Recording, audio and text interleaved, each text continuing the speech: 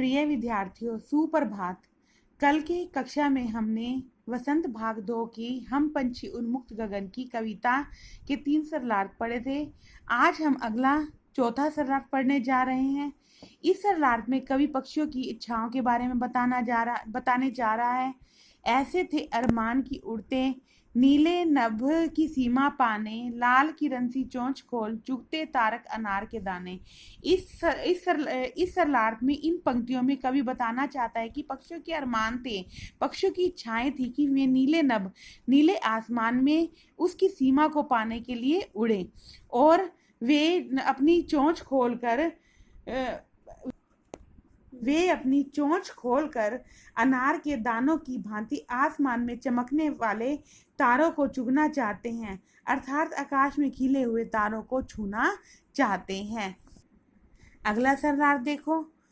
होती सीमाहीन क्षितिज से इन पंखों की होड़ा होड़ी, या तो क्षितिज मिलन बन जाता या तंती सांसों की डोरी। इस कविता में कवि पक्षियों की आकाश में उड़ने की इच्छा को बताता है।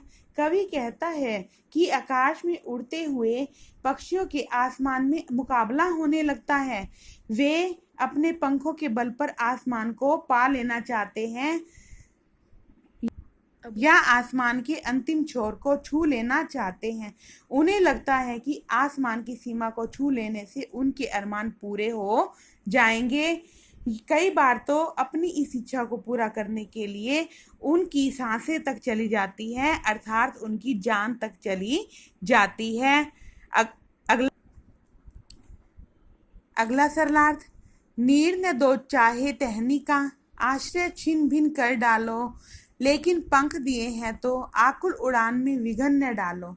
कवि पक्षियों की आज़ादी का वर्णन करते हुए कहता है कि भले ही पक्षियों को कोई आश्रय ना मिले, ना रहने का स्थान मिले, भले ही हम पक्षियों का घोंसला बनाने के लिए पेड़ की टहनी तक न मिले, ना ही टहनी का सहारा मिले, परंतु भगवान ने जो उनको पंख दिए हैं उनकी उड़ान में किसी भी प्रकार की बाधा भी नहीं आनी चाहिए। अर्थात पक्षी पिंजरे में बंद नहीं रहना चाहते, वे आज़ादी पूर्वक आसमान में उड़ना चाहते हैं, अर्थात पक्षी अपनी आज़ादी चाहते हैं। धन्यवाद।